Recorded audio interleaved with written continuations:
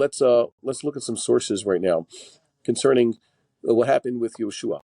Now that we've had the surrender in Lebanon, many of us were hoping this wouldn't come to pass. But then again, they haven't been prosecuting the war. And I saw a video of an unfortunate family sitting Shiva, and the prime minister himself came to sit, to comfort them. He shows up there, and I think the father gave him a piece of his mind. Yeah, give him a whole, it's your fault, and things like that. Rabbi Sharkey responded to it by saying, it depends. Fault? I don't think so. Responsibility, yes, but there's a difference between your fault and responsibility. But then again, politicians are supposed to practice politics, and, that's what they need to do. And, it was a very, very nuanced take on the matter. The point was that they've stopped for whatever reason, and people are trying to say silver lining, but I don't know. When the bad guys are celebrating, it's not good. How do you know you should observe Purim and Yom Ha'atzmaut? Because the bad guys are really upset about it. That's how you know you should celebrate Yom Ha'atzmaut. If you're an anti-Zionist yeshiva, just to know, Arafat doesn't celebrate Yom Ha'atzmaut, and the Jews do. That's what? Yeah, I know. So you have to look. If you see how bad the bad guys react to it. Jews celebrate Passover. Arafat doesn't. Okay? Jews celebrate Yom Yerushalayim. Arafat didn't. Okay? So that's a proof that you should be celebrating it. What? We don't celebrate Thanksgiving around here. I barely gave my son some pizza. He came here. We didn't have turkey, pizza, anything, Yeah, so you go home and eat. Okay? So, there you have it. Well, yeah, you're British. You didn't grow up with Thanksgiving. No. Boxing Day, I think. That's what you guys have. The point was, my hope was that somehow we'd have another 6-day war on our hands where the Jewish people would have to expand their territory. Remember, we've seen this before. We don't have to rehash it, that Jewish territorial expansion is a blessing, and it's a sign that we are succeeding, and it's a sign that anybody wins. That's why we teach kids to play board games like Monopoly and Risk, basic lessons and like how to understand how money works, right? I found that also a good muscle for understanding how to use your resources and invest and try to get ahead faster, and also take over territory, that cotton game. It really works. The first board game I've learned to play in about 2 decades, and the only one I've learned to play in 2 decades. Okay, since the classic ones we grew up with. So you want to teach kids that. There's no such thing in human history, and no decent Gentile country would put up with this. If you've taken over territory, you do not retreat. Okay, retreat means you lose. So that's what we saw this week, and it is so upsetting. Isn't it a function though, really, of having already lost the territory? Yes. Okay. Yeah, it means you're sick in the head. Yeah. Well, but also that there's this hesitance to sort of embrace the territory mentally and emotionally. Like, we're not sure. And no, that's not the problem. The problem is they've been beaten into submission with this whole idea that taking over territory makes you a dirty occupier. So because they've been called dirty Jew occupiers for too long, their response is, no, see, we're not. They're overreacting. Of course, they're still going to be cruel occupiers. It's like what happened, we said, to Gantz and Netanyahu last week. They were being told, you're genociding these poor Gazans. No, we're really not. We're not displacing them. We're really not. And just to show that we don't displace anybody from their home, we'll displace some Jews. Okay? Which they did, around here. They destroyed Jewish houses all the time and displaced Jews. And then they're told, but you're still displacing those Fakistinians. Okay, so we'll displace more Jews. It doesn't matter what they do. But they've been told, you take over territory, that's the most immoral, unethical, against the international law, SIC, that might exist. And, doesn't make any sense. My point was that I was hoping Am Yisrael would take over territory. Why? Because Moshe Rabbeinu's lesson, this is not well known in Jewish history, among rabbinics, it's not explicit. But Am Yisrael came into possession of territory not because Am Yisrael waged war the way God had initially told them to, but because they had to fight self-defensive wars and took over territory. Let's go through the examples in the Tanakh. The land of Sichon and Og. Moshe Rabbeinu says very clearly, and this is what's described in our books, two whole books of the Bible, 3 mention this. What happened?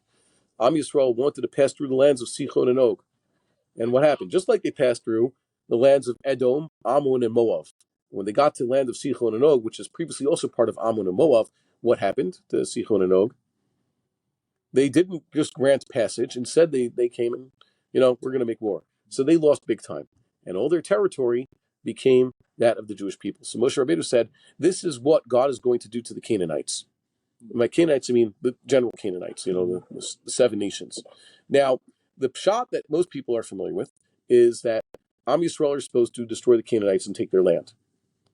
But there's a deeper pshat, and that is what we find in the book of Yoshua. I have on here on the screen what the Ramban writes about overtures for peace. And as we were insisting before, I realized that, yes, the war is mostly lost also because of people's preconceived notions. If you have mainstream rabbinic figures who are unaware of the basic halacha in this regard, that whole thing of call to peace, right? That so-called the call to peace before making war is not a peace agreement or just hoping that they're peaceful with us and are not attacking us. It means surrender on their part on our conditions according to the Torah. Otherwise, it's not peace. And secondly, when do you make the call for peace? So the Rambam says you don't make war with anybody until you call for peace, which is technically true lechatchila. And then you also have to leave open the fourth side in the siege so that those of the enemy who want to just run away can run away. But that is only talking about when? Lechatchila. So I shared this on the screen. Just read what Ramban wrote regarding this. Yeshua actually did this before coming to the land of Israel. The Ramban brings all the sources about this because he disagrees. He agrees with Rambam. He disagrees with the way Rashi presents the sugya there in Sefer Devarim about when you come to a city, you have to call out to peace. Okay? He says that, technically speaking, though if you read Rashi, Rashi's saying you don't call out to peace to the Canaanites. They don't get a peace overture first. And Ramban says, well, that's not true. Even Canaanites deserve that. And the Gemara even says, Omer Rabbi Shmuel bar Rachmani, Rabbi Nachmani, Yoshua ben Nun, Kiyema Parsha Azo. Yoshua ben Nun kept this Parsha, the one that says, first call out to peace. That is, offer them a surrender according to the Torah. Me'asa Yoshua, hayasholeach prost dit gama, which is a Latin term, meaning sent out letters. Okay? Any place he was going to conquer, he wrote to it. You want to come and make peace, you can do so. If you want to flee, flee. And if you want to fight, fight. So the Girgashi ran away. That is, Chazal say, they went to Afriki. Sidonians and people like that, certain Phoenicians, picked up and went to North Africa, where they started a place called Carthage, okay? Which is why the Carthaginians have our alphabet, and they spoke sort of Phoenician Hebrew. They are known as the Punics. They had wars with the Romans even before the Romans conquered Eretz Yisrael. They brought Molech worship to North Africa, and their place was called Afriki. Okay, that's what the old name for North Africa was, and that's what gave its name to the continent in most languages. Okay, then it says here, Hagivonim sheishlimu asam lem Yeshua shalom. Okay, and the rest of the Malachim came and fought. Okay, but what's missing here is, how did it end up? Yeshua crossed the Jordan River, and he started with the wars there. And it says that all the Goyim came up and gathered against him. And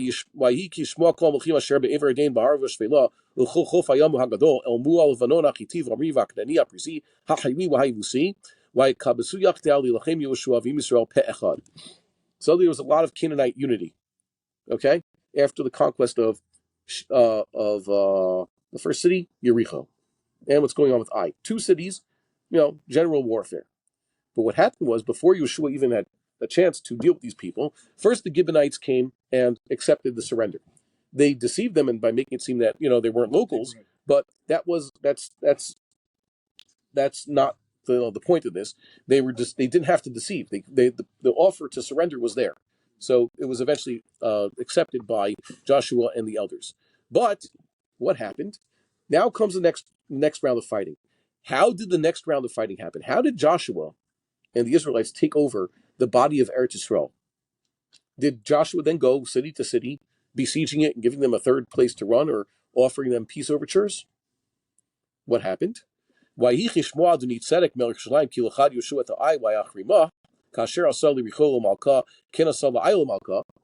conquered 2 cities. Jericho, in miraculous fashion, by the way, and against all the rules, because what was the rule of Jericho against the general halacha? It was a horat sha'ah. What was the rule of Jericho? Kill everybody inside, destroy all the property, and don't rebuild the city. Really, the cities were best if taken whole. Why? because God would promise the cities to the Jewish people. You're supposed to occupy the city. You won't have to build it. You'll have to build the houses. The houses will be full of everything. And destroy all the property inside, burn it. Normally, property is supposed to be taken as what?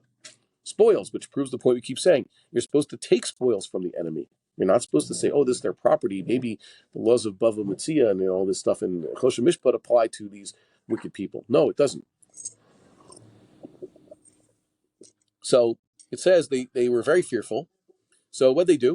So Adonai Tzedek decided that it's time to get all the local big shot kings organized against Yeshua. The king of Hebron, the king of Yarmouth, the king of Lachish, the king of Devir, and the rest of them, and obviously all these locals.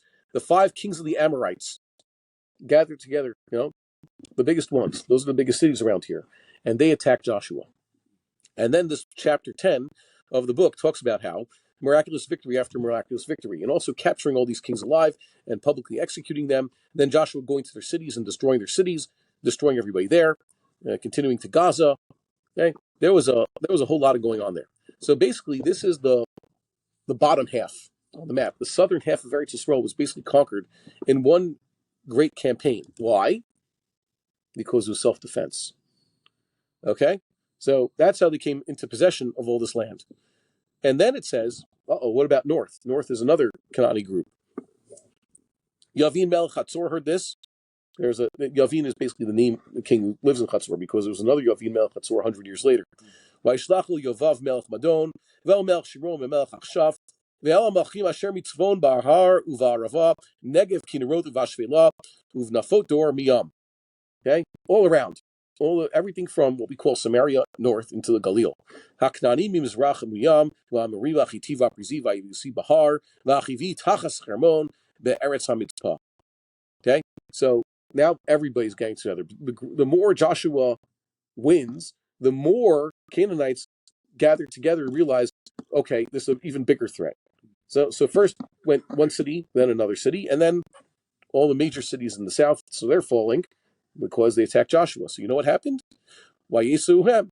And they went out, and all their hosts with them, much people, even as the sand is upon the seashore, a multitude with horses and chariots, very many. And they all came together, and where was the battle? So Am Yisrael came into possession of the top half, the northern half of classical Eretz Yisrael. Why? Not because they conducted a war according to the Torah, the usual things, lay siege and all that. It's because they did not have time to start actually talking to these goyim about making peace on our terms or surrendering, or even giving them a chance to flee to somewhere. You know why? Because all bets are off when they attack you. Okay, so that's what happens. And you read this chapter, and it seems that Joshua took over the entire land, and that's how it concludes. Okay, that basically was in 2 major campaigns. Joshua finished his conquest of Eretz Yisrael. Okay, that brings us to the end of the 11th parak of Yeshua. Okay. So you guys are there's so many Yeshuas around. Basically, everybody hears some form of that name, and that's okay. Now you look at maps. I'm going to show here. Oh, I can't show it on this, so I'll show my Tanakh. I like Korean Tanakh has good maps. Right? If we take the Torah at face value and we take the Tanakh at face value, we look at this, and Yeshua starts telling the people, there's still a little bit more that we have to conquer. People start settling, let's say, even up north. It says Bnei Asher and Zvulun started settling up north even before conquering and driving out the Canaanites there. So that was a little bit of a mistake. It probably wasn't good for them. And it shows you the area, the land that was still left. Okay, so Joshua took large parts of Eretz Yisrael, but there's still more to do. And over the course of the next few hundred years, back and forth, Philistines definitely took power, and they started making it harder for the Jewish people. If they took away some territory, they started dominating everybody. The Judahites in the time of Samson were saying, don't you know that the Philistines are in charge? And they're telling us that we have to, give you over and take you as a prisoner. So we're going to do that. Better you than us. But you look at maps afterwards, you see that these are King David's conquests, and they fit more aptly the land promised to Abraham, or at least the land that God had told Moses that he have to tell the people to conquer, all the way up to the Euphrates River. It got a lot bigger. And here's what they show you. This is the Mamleches David HaMelech, David HaMelech's kingdom as he gave it to Solomon. So he basically completed the conquest, and Chazal even say yes, but there's something considered kibush yachid because he didn't do it in the right order. But either way, David came into a lot more territory as the pro runner of the Davidic Messiah, as opposed to Mashiach ben Yosef, who was his paradigm is Joshua. Okay? He's like a Mashiach ben Yosef, and then there's a David. They have a lot in common. One's the first king of this line, and one's the first king of that line. Okay, so how is it that King David came into possession of all this territory, especially north and east of the original Eretz Yisrael? How did he complete the conquest? So basically, it only took about 440 years for Am Yisrael to finally complete the conquest of Canaan. And it seems that we're always reconquering and having to resettle because we're Jews. And we're too Rahmanim Baishanim Golmei Chasadim to really, do what it takes to hold on to the land. And sometimes we sin and then we give it up, like we saw this week. So how is it that King David came into possession of all that land? Did David decide, okay, everybody, according to Halacha, there's still large parts of Eretz Yisrael to the north and east of here, and I'm asking Sanhedrin, where I'm saying right now, perhaps it's considered a Milchemes Mitzvah, I'm getting the entire army, Jewish people, we are now going on the attack. There's territory that we have to conquer. Is that what happened? Anybody know what happened? So the first thing is that King David only fought those who attacked him. Once again, he took the throne. The Philistines felt betrayed because for a while he was working for Achish, king of Gath. The Philistines thought he was a traitor. It turns out he wasn't a traitor of any sort. He was just telling Achish that he was attacking Jews, but it turns out he was attacking Amalekites and people like that. Suddenly, David's king of all the tribes, so the Philistines attacked him. And that's what we read about after he took the throne. And that was great. David attacked them, and the Moabites also. He had a score to settle with them.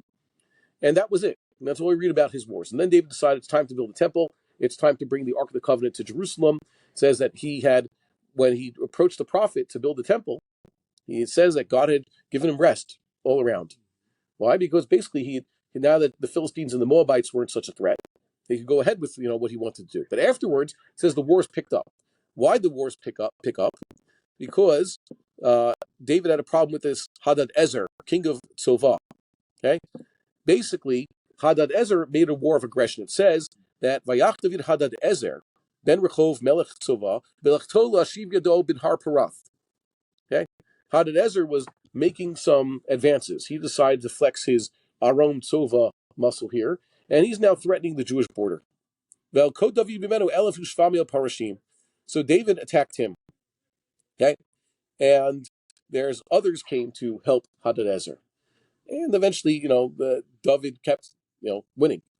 Okay? He set up governors there to keep control of what was then called Aram, and there are some people who are actually impressed. It says Toi, king of Hamath, was happy that King David had done this, but eventually they started attacking again. Hadad-ezer realized that if he wants to actually beat David and really make his territorial ambitions become reality, he has to get a lot more allies in this case. Also, David made some peaceful overtures to the Ammonites. Nachash, king of Ammon, we read about in Saul's time, wasn't exactly the best guy. He originally attacked the Jewish people, Yavesh Gilad, and he had been beaten by Saul. But Nachash had done something good for David. So when Nachash died, his son Hanun became king of Ammon, and David said, okay, I'm going to have to send Tanchumim to him. But apparently this Hanun didn't want to be on good relations with King David, and he basically disgraced his emissaries. You know about this. And that started a war. So now King David's at war with the Ammonites. And the Ammonites decided, we're going to try to get mercenaries from Hadad-ezer and the rest of the kings of the north and all around. Okay? And you can read about it here. It's on the screen. And it got kind of crazy that they started sending more and more mercenaries. Vayru b'nei Ammon ki navashu b'David. The children of Ammon saw that they were becoming odious to David. Oops, we just ruined our chances. So the children of Ammon sent and hired the Arameans of Beth Rehov and the Arameans of Tzoba and the king of Ma'achav 1,000 men. So David heard this. Oh, he's being attacked. So he went and sent Yoav and his army. And it turns out that Yoav and his brother, it says here, was the one over here. It says in Divrei Yomim, it has more names over here. Yeah, so it's Avishai, okay? 3 sons of Tzeruiah. So Yoav divided up the army and said, I guess we're really outnumbered, so we have to daven, okay? Somehow, maybe one guy will win his battle, and then they'll come help the other one. Chazak v'nis chazek be'adamenu v'ador Eloheinu. Be strong. We're fighting now, a defensive war for our people and the cities of our God. And it's all in God's hands now. And they had a crushing victory. So that was great. That's how they managed to do this. So Hadaezer went and got more mercenaries. So David went and smote them all. And that's how David basically became in charge of what? All that area on the map. So once again, the Jewish people, they came into possession of all their territory, not because they were aggressors. As a matter of fact, I don't think I can't find a real example of a Jewish war of aggression to conquer territory, to really expand their territory. Can someone tell me in history when this happened? I don't know. Yeah, so Danites conquered the city. Yeah, that was a war of aggression. Talking about Jewish leaders, Jewish national leadership.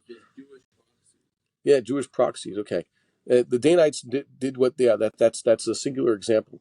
Like I said, the Rambam talks about territory conquered by Navi, Melech, or Shofet. Okay, on behalf of all of Am Yisrael. So, yeah, well, that's one city. I'm talking about territorial expansion, major kind. It doesn't happen. It always happens that it's because they attack us, so we have no choice but to take all their territory. Well, yeah, Syria. That's what we just read about. That's what David conquered Syria. No, we just read about it. He did it because the kings of those areas all gathered against him. Okay, it was a defensive war. King David defeated all of them. He chased them back. Well beyond. He took their land. It was basically a Sichon and Og incident again. By the way, this happened in Maccabean times. First, the early Maccabees first retook Jerusalem, and then they started expanding northward. The Maccabean kingdom was basically the size of maybe the modern state of Israel today. And you know what they accused them of? There were Greeks who accused the surviving Maccabees of being occupiers and conquerors. Even then, it's just like, one, you're Greeks, okay? You ever hear of Alexander the Great and his 3 generals who divided up his empire? How did half the world become Greek-speaking in the negative 3rd century? What was it? Because the Greeks were just so influential and people liked reading their books? Or it's because the Greeks went out and started conquering the whole world?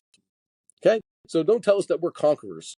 Okay? The Greeks couldn't stay put in Greece. They went to Egypt, and they even went as far into the east, and they had their wars with the Romans also, So don't tell us we're conquerors. So there's a classic line in the books of the Maccabees, which don't exist in Hebrew nowadays. Well, I mean, they do. They have been retranslated. They're originally written in Hebrew. They're Sfarim Chitzonim. So because they're Sfarim Chitzonim, the Jews didn't preserve the original Hebrew copies, but the Christians did in Greek and other languages. So now in modern era, Jews have always known about Sefer HaMaccabim or Sefer Hashmonai, Maccabees. It's part of their Bible, and it's been retranslated into, mock biblical Hebrew.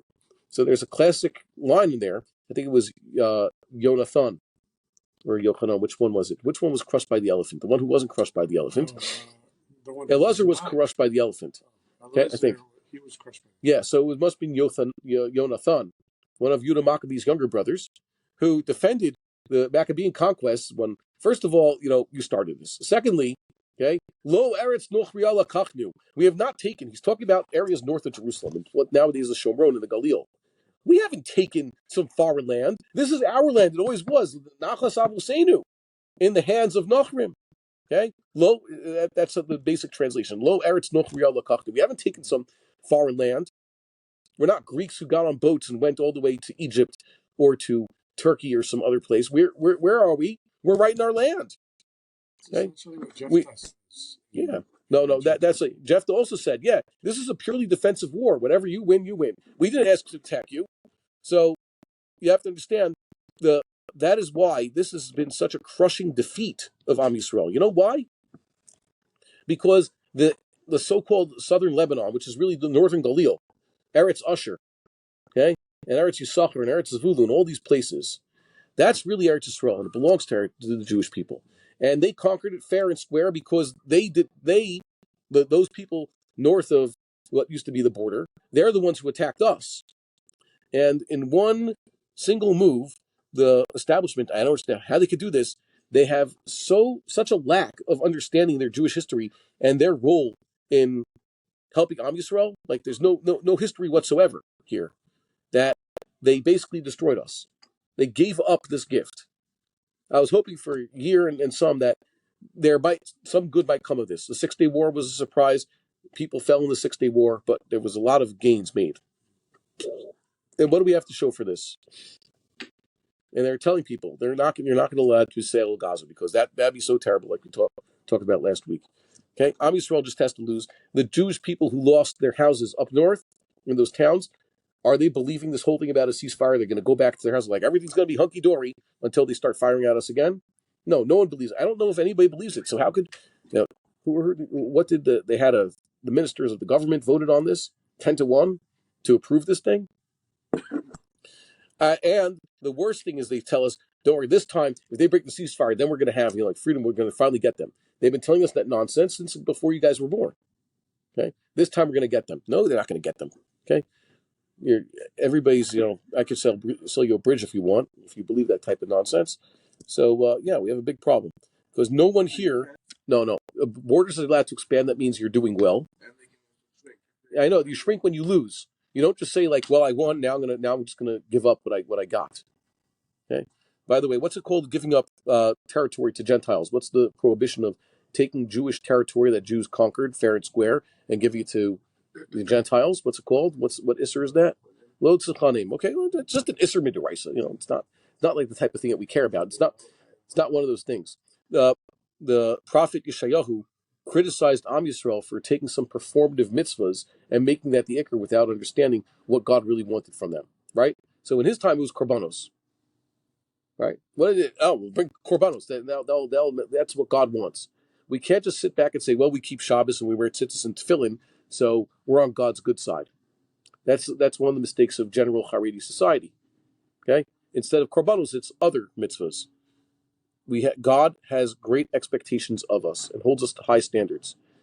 And right now we are losing. If you see Jewish people lose territory, it's very clear what that means. If you are being attacked by local Amalekites or local Ishmaelites or Canaanites, whoever, it's because you don't do the mitzvah of driving them out. It says it very clearly. If you don't drive them out, they will hurt you. And if you're being attacked and the missiles are being shot at you right across your border, right, it's because you're letting them do that. Okay? Letting him means not that, what am I supposed to do? Our hands are tied. That's what they say. Yeah, but it turns out you have what to do. God gave you the capacity to destroy them, and you did not take that opportunity when you could. I don't believe anybody. Okay? The most important thing is none of these people have any credibility whatsoever. Politicians, I don't know. Who has less credibility, terrorists or politicians? The terrorists don't have credibility because they're Rishayim. It's not that they're lying, just we have no reason to trust them. But politicians have no credibility because we know they lie to our face all the time. And they allow the terrorists to do what they have to do. So who's worse, the terrorists or the politicians? Who has less credibility? Who are you supposed to distrust more? And I don't know. It's a good question. Either way, I do not trust any of them.